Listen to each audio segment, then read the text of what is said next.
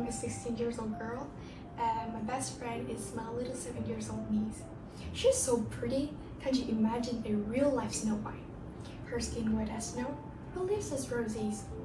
Once we were having a discotheque tea party with Spider-Man, teddy bear, you know the vibe. And as usual, I asked, how was her wig? Then she told me it didn't go very well because her friends were laughing at her when they saw her mustache, because mustache is only for boys. It made her sad, and she asked if I could remove it for her because she felt embarrassed.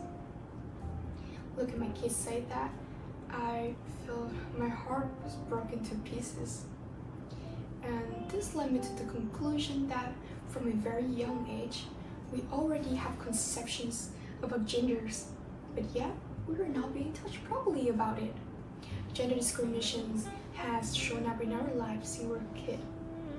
Gender inequalities can be referred to unequal treatment or perceptions of individual based on their gender. The causes are universal, from unfair gender roles because it's social norm, and gender are often dichotomous and hierarchical. 2. How we normalize abuse and harassment.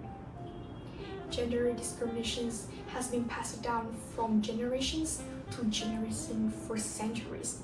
We know that it's long enough because when we think of family role, instantly the first thing that pop up in our head, the dad will be breadwinner, while mom will be caregivers. The dad will rule the house. Well, I'm lucky enough to have something different. My mom take care of family finances, and my dad usually cook for us. This shows me how caring and graceful a man can be, and how strong and independent a woman can be. It is important, and I believe that it's important for a child to receive love from the dad as much as the mom. Equality is not a choice, it is a way of life.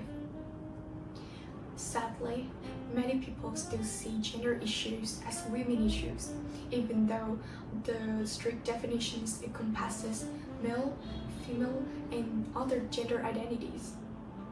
It is true that gender discrimination mostly affect women and girls.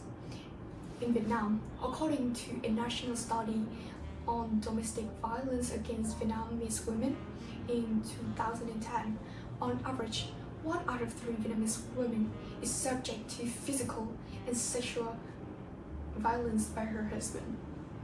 Further, 11.2 of those cases require medical care. Those numbers can be small, just think about it. She can be anyone. She can be your mother, your sister, your teacher, the one that you love and admire. How sad that is. However, gender discrimination is even worse because it ultimately scars everyone.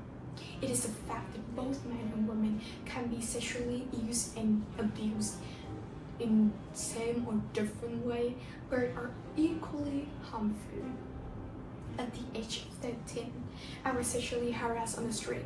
They made joke about my body, but I feel angry. I feel objectified by people because I feel angry because objectify is such a norm and people consider it as abnormal.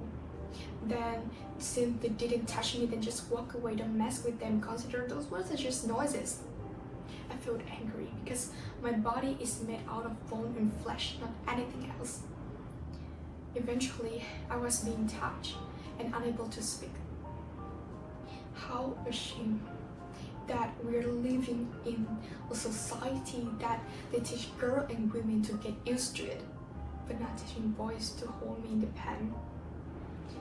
At the age of 15, I had male friends who struggled to express their emotions, that they were scared of being labeled as girly, as sissies, because people also considered it as normal for a boy to grow up in pain.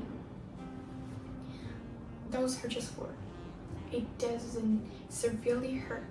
That might be true to some extent, but it reflects our belief, show a low literacy level of community.